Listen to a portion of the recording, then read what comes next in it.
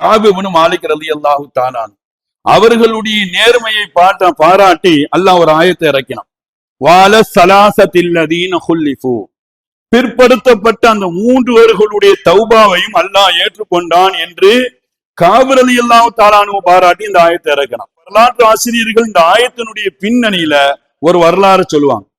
தபூக்குடைய போருக்கு எந்த காரணம் இல்லாம காபு இப்னு மாலிக் ரலியல்லாஹு தஆலா போகல, மதீனாலே தங்கிட்டாங்க. எல்லா வசதி வாய்ப்புகளும் இருந்துச்சு, தூரந்தொலைக்கு போகக்கூடிய வாகனம் இருந்துச்சு, நல்ல உடல் திரகாத்த இருந்துச்சு, பயணத்திற்கு தேவையான சாப்பாடு எல்லா தயாரிப்பும் இருந்துச்சு. எல்லாம் இருந்தும் எந்த காரணமும் இல்லாம அப்படியே ஊர்ல தங்கிட்டாங்க. இன்னைக்கு போகலாம், நாளைக்கு போகலாம், நாளை கழிச்சு போகலாம் அப்படின்ட்டு ஒரு காலத்தை தள்ளி போட்டு அப்படியே தங்கிட்டாங்க, போருக்கு போகல. ரசூலுல்லாஹி ஸல்லல்லாஹு அலைஹி வஸல்லம் தபூக்கு போய் போர் செஞ்சுட்டு திரும்ப மதீனாவுக்கு வந்தாங்க.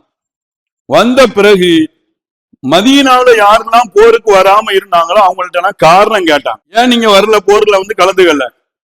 நிறைய பேரு பல பொய்யான காரணங்களை சொல்லி தப்பிச்சுக்கிட்டே இருந்தாங்க. இந்த வரிசையில காபு ரலியல்லாஹு தஆலா வந்தாங்க. அவங்களுடைய மனசாட்சி இடம் கொடுக்கல பொய் சொல்ல. ஆனா இவங்களுடைய இது வரும் பொழுது கேட்டாங்க, ஏன் காபே வரலான்ட்டு. மனசாட்சி ஒத்துக்கல. அப்போ ரசூல்கிட்ட சொன்னாங்க, நாயகம் எந்த காரணமும் இல்ல, நான் தவறு செஞ்சிட்டேன்.